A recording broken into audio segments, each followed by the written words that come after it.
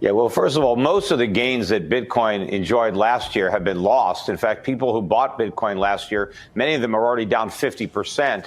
And of course, there's 17,000 other cryptocurrencies that people were able to choose from, and they're all getting obliterated. And none of them have anything in common with gold. They all have something in common with each other.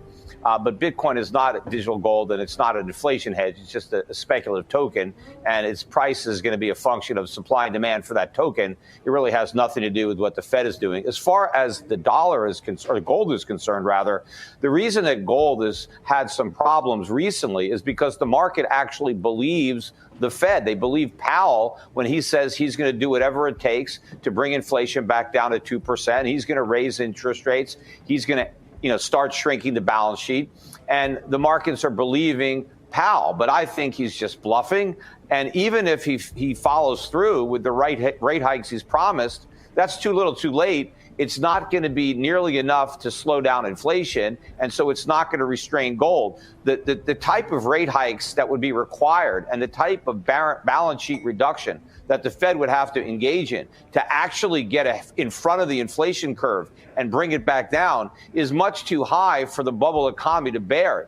If Powell actually tried to fight inflation, he would destroy the bubble economy. The stock market would crash. We'd be in a massive recession, lots of unemployment, huge financial crisis, and we would force the government into insolvency. And once the markets come to terms with this reality, they're going to be buying gold. Before we continue, help us clicking that YouTube like button and subscribe now to our channel. This shows the algorithm that you valued this information. And it helps us spread that message. Sharing is caring. And now, first of all, Bitcoin isn't sucking anything out of the gold market or even the bond market. The only thing Bitcoin is sucking is money out of the pockets of people who are foolish enough to buy it. And that would include my 19-year-old son, Spencer. But I think right now, most people are not really worried about inflation. Again, they believe the Fed. So they think that the inflation problem is going to be solved. Once they realize that it's actually going to get worse, and once the Fed is ultimately forced to do an about-face because Powell thinks that he can raise rates without hurting the economy or employment. He thinks we have this strong economy. We don't. We have a gigantic bubble, and even the smallest of pins is going to prick it. In fact, just talking about raising rates and this has already pricked the bubble. We're already pretty much in a bear market now. And so I think that sometime this year, whether it happens before the first rate hike or after, Powell's going to cave, and he's going to go back to bigger QE, and rates go back to zero. And that's when the markets are finally going to understand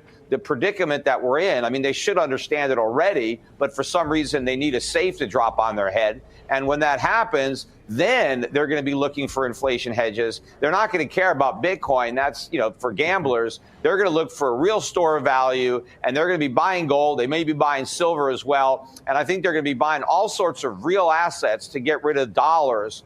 But real assets don't include any of these cryptocurrencies. I mean, there are too many of those, and they don't have any actual value to be inflation hedges. So I think when the air comes out of the stock market bubble, as it is, it's coming out of the crypto bubble too. Consumers are concerned. I'm talking about investors. They're the ones that are clueless, but consumers are very concerned, and they should be. Right. And unfortunately, it's going to get much worse for consumers. I have bad news for you. If you're not rich by now, you're screwed. And if you're in debt, you're even double screwed. How so, you might wonder? Well, the sad truth is that you're working your whole life to make someone else rich. The mega corporations, the banks, the politicians, everyone is getting richer. They get your money. And what is even worse, they get your time, they get your life. You are not even in a rat race. You're in a financial prison. But what could a solution for you look like? Honestly, I don't know, but I know what a solution for me would look like. It's very simple. I use whatever money I have and I multiply it with 1,000. This could make my life much easier and probably yours as well. If you have $1,000 available and multiply this with 1,000, I believe that this could solve some financial issue for the one or the other. Of course, if you're ugly, you would have to multiply it with much more than 1,000. My name is Marco Stan, and this is what I decided to do. I decided to 1000x my money. This is not a joke.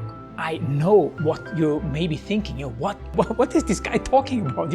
How should this work? This is not possible. Well, I made a detailed video where I laid out my plan.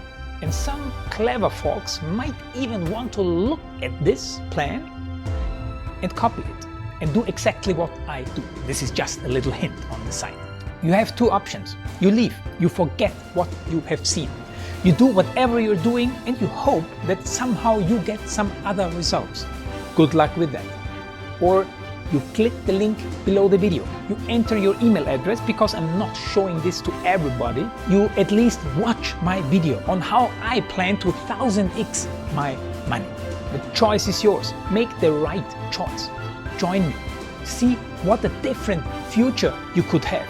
See at least how I intend, how I plan to do the 1000x. So click on the link below, enter your email address, and I see you on the other side. Your Markus Dahn.